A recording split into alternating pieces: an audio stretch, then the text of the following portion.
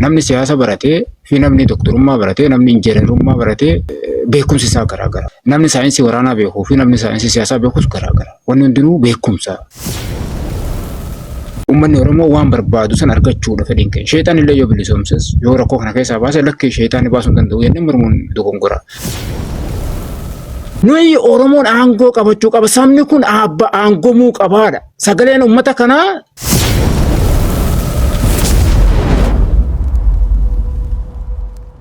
Yoo yaa harka fuunee ashamaa hordoftootaa fi kabajamtoota maatii jiru miidiyaa nageenyi keenya bakka jirtanitti isin dhaqqabu isiniin jenna. Odeeffannoo guyyaadhaan dhaqqaban gaggabaabsinee qabannee isiniif dhiyaannee jirra. Namoonni jiru miidiyaadhaaf haaraa taatan yookaan subscribe gochuudhaan maatii jiru miidiyaa akka taatan isiniin jenna. Akkasuma like share gochuudhaan nu jajjabeessaan dhaamsa keenya gara odeeffannoo keenyaatti isin dabarsina. Isinis hamma xumuraan faana turaan affeerraa keenya.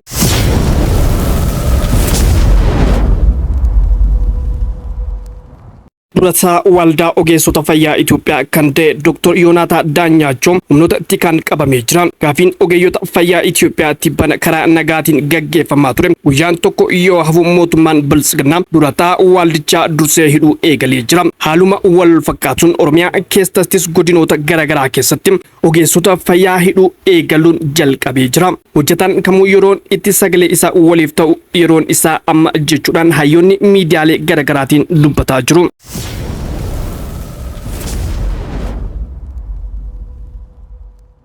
Yeroo kanatti hayyoonni siyaasaa Oromoo wal qoqqoodu osoo hin taane tokkummaadhaan mootummaa kana irratti duuluu qabu jedhan qeerroon biyya irraa dubbis warri karaa nagaan falmus ta'e warra karaa qawweetiin falmu carraa kanatti fayyadamuudhaan tokko ta'uu qaban malee ofii walitti deebi'anii wal dadhabsiisuu hin qaban jedhan. Siyaasaa warra siyaasa baratan yookaan siyaasa waa beekan kana hubachuutu barbaachisa. Namni siyaasa baratee fi namni doktorummaa baratee namni injiinarummaa baratee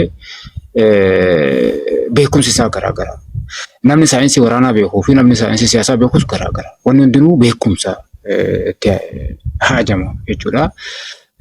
So kanaaf kana odoo warra karaa biraatiin qabsoofne lakkii qawwee malee karaa biraatiin nuti garagalchuu dandeenya. Warra jedhanis karaan duuda lukkuu sinaa ta'u jechuutu irra bareedaadha. Maaliif nuyi ka barbaannu uummanni Oromoo waan barbaadu san argachuudha fedhiin keenya. Sheexaan illee yoo bilisoomses yoo rakkoo kana keessaa baase lakkii sheexaanni baasuu hin danda'u jennee mormuun dogongora. Wanni guddaan garuu Biltsiginnaa wajji dhaabbatee Oromoo irratti hin duulin malee lakkii ala dhaabbatee yoo Biltsiginnaa irra duule namni kun rakkoon qabu. Innis waan danda'u naaf fidu maatii miti.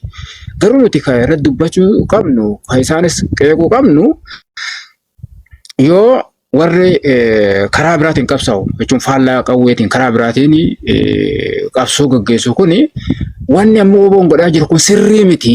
Wanni kuni hin barbaachisu yoo jedhanii isaan duula kana bana dhugaa tokko dura dhaabbannee lakki isinuu sirrii miti. Isin yoo karaan qawwee kun sirrii miti yoo kayyetta yoo ta'e isin immoo karaa biraatiin waan uummanni kun barbaadu fidaa jennee irra duuluun dirqama ta'a jechuudha. Bakka immoo isaan lakkii wabootti hin bu'in bakka isaan qabsoo Oromoo amma jiru kanatti gufuun tahinitti lakkii karaan isaan deeman kun sirrii miti jechuu hin dandeenyu. Abbaa fedhes haa ta'u nuyi nama Biltsiginnaa faallaa Biltsiginnaa dhaabbatu kamuufuu kabaja qabna. Maaliif yoo xiqqaate namni kun Oromoo fayyada waan ta'eef jechuudha. So kana akkasitti hubannee odoo deemnee irra bareedaa fakkaata. Hayyoonni Oromoo walitti dhufanii qabsoo Oromoo isa amma gangalatu kana kaasanii dhaabanii akka inni deemee waan sila barbaadamu san bira gahuuf walitti dhufanii waliin dubbatanii saba kana uummata kana fudhanii gar tokkorra hiriirsanii bu'aa sila argamuu qabu san argamsiisuu qabuun waan. So kanaaf abbaa fedhan gara kallattii fedhan yoo deeme yoo qabsaa'e yoo Oromoo irraa qoree buqqise yoo huba Oromoo irraa baase an lakki karaan sun sirrii miti hin jiru. Garuu warruma ijoolluma lubbuu fi takkitti irraa kaatee lubbuu deebii hin qabne Oromoof aarsaa kafalaa jirtu kanatti hin bu'in malee lakki isaan sirrii miti jedhanii isaan hin qeeqin malee dantarraan qabu akka kootti jechuudha. Maaliif Oromolleen tokkummaa barbaada yoo nuti lakki karaan sun sirrii karaan kun sirrii karaan kiyya malee yoo jenne namni bineensa achi ari'aa jiru tokko yoo bineensa san dhiisee yoo ofii walitti dachee asii wal sakaraa wanni inni bineensa sanuu jalaa baafata jechuudha. Kana akkasitti hubachaa deemutu gaarii. Namni hundinuu waan barbaadu waan isa mijaa'een waan danda'een beekumsa qabuun saba kanaaf yaa hojjetutti amanaa jechuudha. Oromoon maddi rakkoo Oromoo Abiyyi hanga Abiyyi jiru rakkoon Oromoo furamuu hin danda'u. Akkaataan oppitiin itti hundeetteetu rakkoo Oromoo furuu odoo hin taane rakkoo Oromoo ilmaa biyya san keessatti hammeessanii Oromoon akka caccabuu fi akka qabeenyaanis wamma fedheenu Oromoon biyya san keessa akka namaa gad ta'udha fedhiin oppitii yeroo hin ta'u jechuudha. Maaliif ijaaramnis akkasi waan Oromoon ta'iniif oppitiin akkasitti ijaaramteetu Oromoo marratti hin ijaaramne. Wayyaaneen egaa namoota garaagaraa waliif fiddeetu namoota afaan Oromoo haasawwan qofa waliif fiddee isintu Oromoo bakka bu'ettee bakka buufte. Oromoon bakka hin buufanne wayyaanee oppitii jechuudha. So kanaafuu haga oppitii jirtu rakkoon Oromoo furamuu danda'u kana hundutti walii galla. Kanaaf nuyi akka Oromootti wanti godhuun nurra jiru amma kan irratti xiyyeeffachuu qabnu tokkummaa jabeessuutu irra gaariidha. Tokkummaa jabeessuutu irra gaariidha. Yoo dandeenye hayyoota Oromoo kana walitti dhiibnee akka isaan tokko tahanii rakkoo amma Oromoon keessa jiru kana keessa baasuudhaaf akka isaan hojjetan godhuudha jechuudha.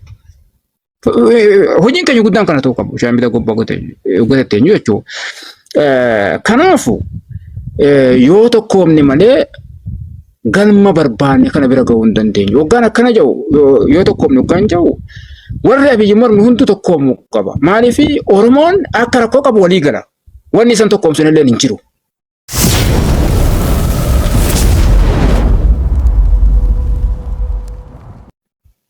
So kanaaf yoo xiqqaate karaa walii ittiin qabsaa'uun kana walii kabajanii fuudhanii bakka biratti walgalchuu amma gaagarroo keessatti deeggara waboo biraa illee warra karaa nagaa kana qeequutu mul'ata. Warra karaa biraatiin qabsaa'u kana qeequutu mul'ata. Gama kaanillee waan akkasiitu jira jechuudha darbee kun sirrii miti. Kun dogoggora. Abiyyiif carraa gaariidha kun. So kanaafuu haga dandametti nuti Abiyyiif qabxii kennuu dhiisu. Waan Abiyyi barbaadu jechuu dhiisu. Faallaa Abiyyi dhaabbachuu qabna. Abiyyi wanti inni barbaadu waan akkanaati. Hoggaammaa ala kana nuyi qabsoo dhiifnee ufuma walirratti dhagaa harutti gaafa deebinee Abiyyi kanatti gammadaadha jechuudha. Kanatti gammadaadha. Waan diinni kee barbaadu san godhuuf hin dogongora. Barachuu qabna. Waggaa dheeraa waggoota 6-7 kana dhagaa walirratti haramaa ture walirra guramaa ture.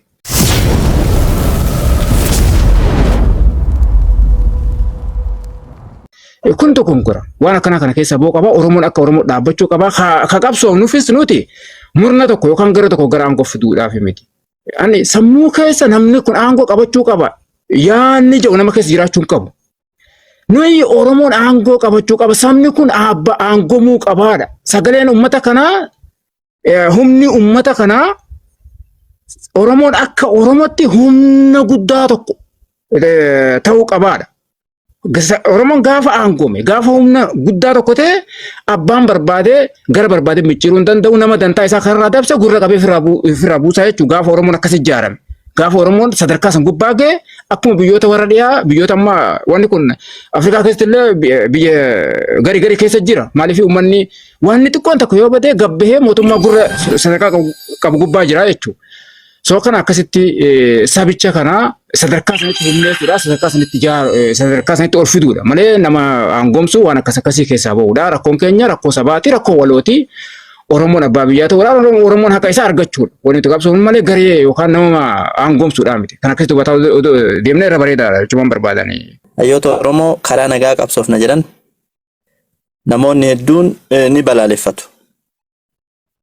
Haasaa waggaa 7 duraa fa'a fuudhanii Jawaartuu kana nu godhe waggaa 7 har'aa laala haasaa waggaa 7 har'aa as kaleessanii waan kaleessaa godhanii haasayan irra. Sun sirrii miti kan nuti balaaleffannu haasaa akkasiisan. Maaliif jennaan hanga inni waan gaarii godhaa jirutti warri karaa waraana deeggarus wannaa kennuufii qaba. Hamilee kennuufii qaba. Amma yoo ofii kennaa walitti deebine namni karaa nagaa qabsaa'uu fi kan mootummaa kanarra qabsaa'u kamuu yoo ofii kennaa walafoo dhaabbanne mootummaan kun waan akkasii fedha. Isaaf kun bu'aadha. So kanaaf akkam godhuu qabna nuti yeroo baay'ee hanga danda'ame nama mootummaa kanarra qabsaa'aa jiru hundaaf kiredita haa kenninu. Akkasitti osoo wal barsiisaa deemne bareedaadha. Gaafa ofii walii kaanee wal lolaa deemne ammoo rakkoodha. Ofii wal dadhabsiisaa jirraa jechuudha mootummaa kana jalatti. Akka hayyoonni Oromoo kun tokko ta'an irratti dhiibbaa godhuudha malee saayidii tokko qofa qabannee waan deeggarru san qofa leellisuun hin barbaachisu.